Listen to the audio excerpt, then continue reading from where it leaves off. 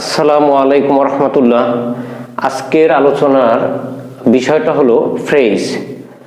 আমরা ফ্রেজের সংজ্ঞাটা ফ্রেজটা নিয়ে একটু আলোচনা করার আগে আমরা একটু ফ্রেজের সংজ্ঞাটা একটু ছোট্ট করে জেনে নেই যে ফ্রেজ কাকে বলে। What is the definition of phrase? Phrase হচ্ছে, phrase is a group of words but not a complete sense. অর্থাৎ ফ্রেজ হচ্ছে একগুচ্ছ শব্দ কিন্তু একটা পরিপূর্ণ ধারণা বা পরিপূর্ণ বাক্য না। সেন্স দ্যাট মিন্স ধারণা। আমরা এই ফ্রেজ হচ্ছে মানে ইংলিশ ভাষার, যদি আমরা এরকম বলি যে আমরা যদি কোনো একটা সেন্টেন্স আমরা লিখি তখন যদি সেখানে যদি একটি ফ্রেজ ওয়ার্ড আমরা ইউজ করতে পারি তখন আমরা সেই সেন্টেন্সটাকে একটু উচ্চতর মানসম্পন্ন সেন্টেন্স হিসেবে আমরা সেটাকে বিবেচনা করি। এবং ইংলিশ লিটারেচারে যদি আমরা যারা ইংলিশ সাহিত্যিক যারা আছে বাহিরের, তারা যখন তাদের লিটারেচারটা লিখে তখন তারা যতটা সম্ভব বেশি তারা ফ্রেজ ওয়ার্ডের ইউজ তারা করে। আজকে আমি 10টা ফ্রেজ ওয়ার্ড নিয়েছি এখানে, যে 10টা ফ্রেজ ওয়ার্ড দিয়ে আমরা কিভাবে খুব সহজে আমরা সেন্টেন্স তৈরি করতে পারি। নর্মালি আমাদের ফ্রেজ ওয়ার্ড একটু মুখস্থ করাটা একটু কঠিন, কিন্তু আমরা যদি এটা সেন্টেন্স বাই সেন্টেন্স আমরা মুখস্থ করার চেষ্টা করি তাহলে আমরা এই ফ্রেজ ওয়ার্ডগুলো আমরা যে কোনো কম্পিটিটিভ পরীক্ষায় আমরা খুব ভালোভাবে ফ্রেজ ওয়ার্ডের আমরা এটার অ্যান্সার করতে পারবো। এবং ম্যাক্সিমাম ক্ষেত্রে যে বিষয়টা হয় সেটা হচ্ছে যে এই ফ্রেজ ওয়ার্ডের যে অর্থটা সেটা আবার সিনোনিম হিসেবে ইংলিশ থাকে এবং তখন আমাদেরকে এটার বাংলা অর্থের সাথে সাথে এটার ইংলিশ মিনিংটাকেও আমাদের শিখতে হয়।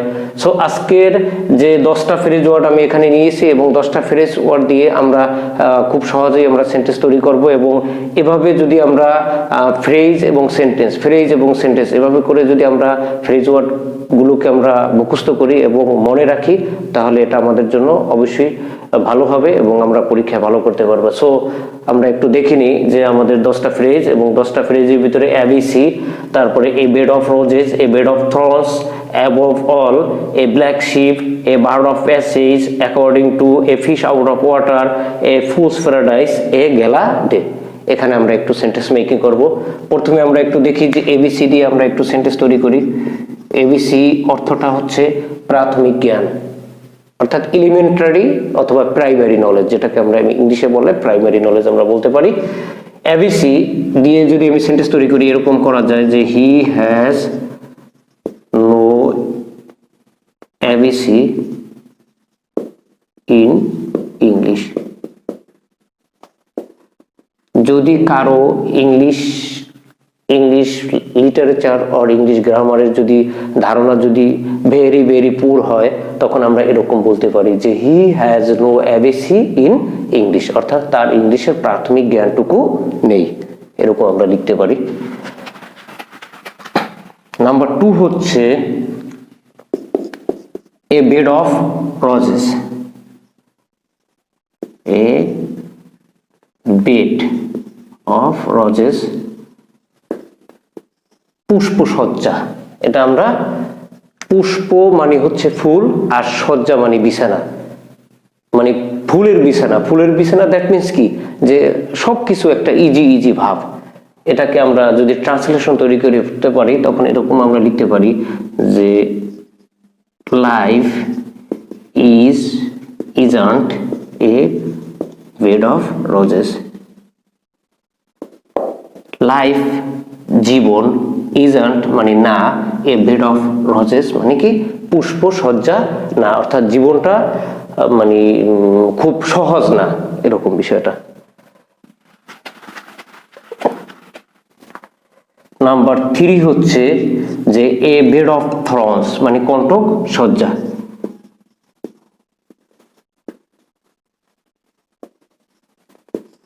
কণ্টক সজ্জা দ্যাট মিন্স কি কাটায় পরিপূর্ণ, এরকম, অর্থাৎ বিপদ সংকুলন, যেখানে কোনো কিছু পাওয়া বা কোনো কিছু অ্যাচিভ করা not easy matter.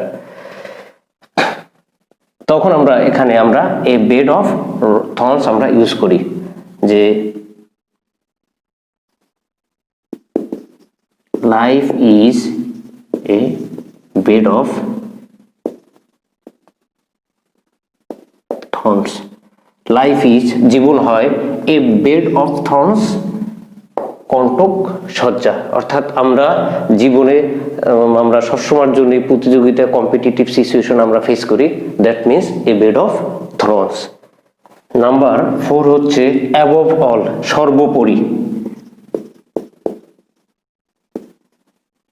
Above all হচ্ছে সর্বোপরি অথবা মোটের উপরে। আফটার অল, এটার সিনোনিম আমরা আফটার অল দিতে পারি বা বলতে পারি। অ্যাবভ অল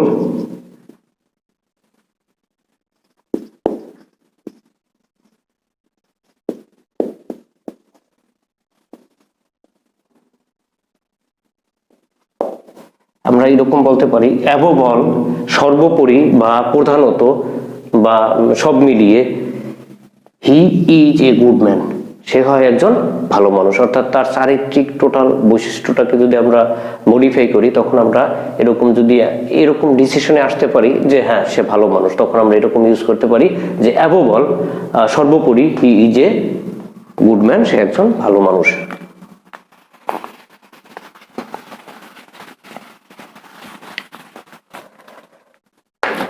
নাম্বার 5 হচ্ছে a black sheep, that means কুলাঙ্গার। কুলাঙ্গার বলতে আমরা বুঝি যে খারাপ কোনো বিষয়টাকে আমরা বুঝি যে এ black sheep.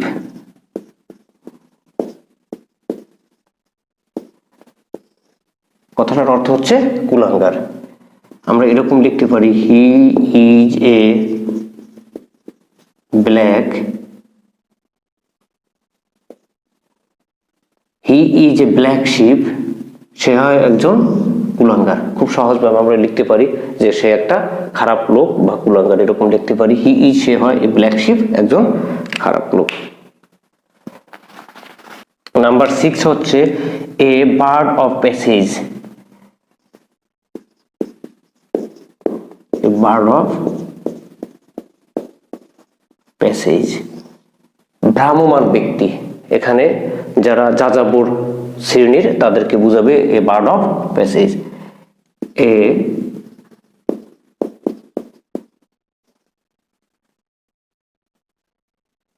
Gypsy is a bird of passage. A gypsy, যাযাবর, ইজ হয় এ বার্ড অফ প্যাসেজ, অর্থাৎ যাযাবর যারা তারা হচ্ছে ভ্রাম্যমান ব্যক্তি। ভ্রাম্যমান অর্থাৎ তারা মুভিং পজিশনে তারা থাকে।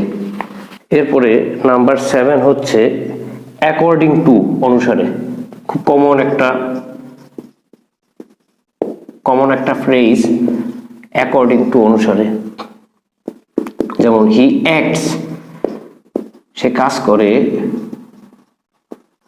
অ্যাকর্ডিং টু মাই প্ল্যান, আমার পরিকল্পনা অনুসারে। হি অ্যাক্টস, সে কাজ করে, অ্যাকর্ডিং টু, অনুসারে, মাই প্ল্যান, আমার পরিকল্পনা অনুসারে সে কাজ করে। আমরা যদি সেন্টেন্সের মাধ্যমে আমরা যদি ফ্রেজ ওয়ার্ডগুলো অথবা অ্যাপ্রোপ্রিয়েট প্রিপোজিশনগুলো শিখি, তখন বিষয়টা আমাদের জন্য খুব সহজ একটা বিষয়। A fish out of water, a fish out of water, অস্বস্তিকর অবস্থা, যে আমরা যে অবস্থাটাকে we don't like this situation at all, এরকম যদি হয় তখন আমরা a fish out of water আমরা লিখতে পারি। যে আই ফিল, আমি অনুভব করি, লাইক মতো, এ fish out of water, I feel like a fish out of water in a new place. In a new place. I feel like, আমি অনুভব করি, a fish out of water, অস্বস্তিকর অবস্থা, অর্থাৎ আমার ভালো লাগে না, in a new place, একটা নতুন জায়গায়, অর্থাৎ আমার নতুন জায়গাটার সাথে আমার অ্যাডজাস্ট হয় না। এরপরে এ ফুলস প্যারাডাইস, এ ফুলস প্যারাডাইস, বোকার স্বর্গে বসবাস।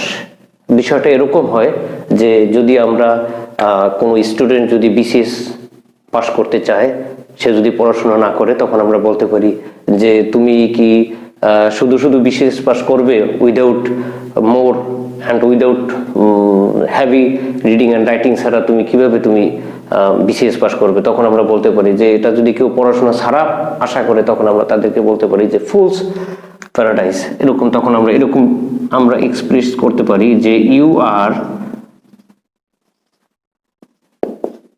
Living in a fool's paradise. You are living, তুমি বসবাস করিতেছ ইন এ ফুলস প্যারাডাইস, একটা বোকার স্বর্গে, because you have no idea of competition. এরপরে নাম্বার 10 হচ্ছে এ গ্যালা ডে। এ গ্যালা ডে, আনন্দের দিন। আমরা এই আনন্দ যে দিনটাতে সবাই মিলে আমরা আনন্দ করি এরকম একটা বিষয় বুঝাবে যে we enjoy much on a gala day. We enjoy, আমরা উপভোগ করি, মাস অনেক, অনেক গ্যালা ডে, আনন্দের দিনে, অর্থাৎ উৎসবের দিনে আমরা খুব আনন্দ অনুভব করি আমরা, এরকম বিষয়টা। আমরা আজকে 10টা ফ্রেজ দিয়ে আমরা 10টা সেন্টেন্স আমরা তৈরি করেছি এবং খুব সহজ এবং ছোট ছোট সেন্টেন্স ছিল। এবং আমরা যদি এরকম ফ্রেজ আমাদের ভালো একটা পরীক্ষার জন্য 1500 বা 2000 ফ্রেজ আমাদেরকে মুখস্থ করতে হয়, তখন যদি আমরা সেন্টেন্স বেস, যদি আমরা সেন্টেন্স বাই সেন্টেন্স আমরা যদি এগুলোকে এরকম মনে রাখতে পারি তখন আমাদের জন্য এই ফ্রেজ ওয়ার্ডটাকে মনে রাখাটা অনেক সহজ। আল্লাহ হাফেজ, সবাই ভালো থেকো।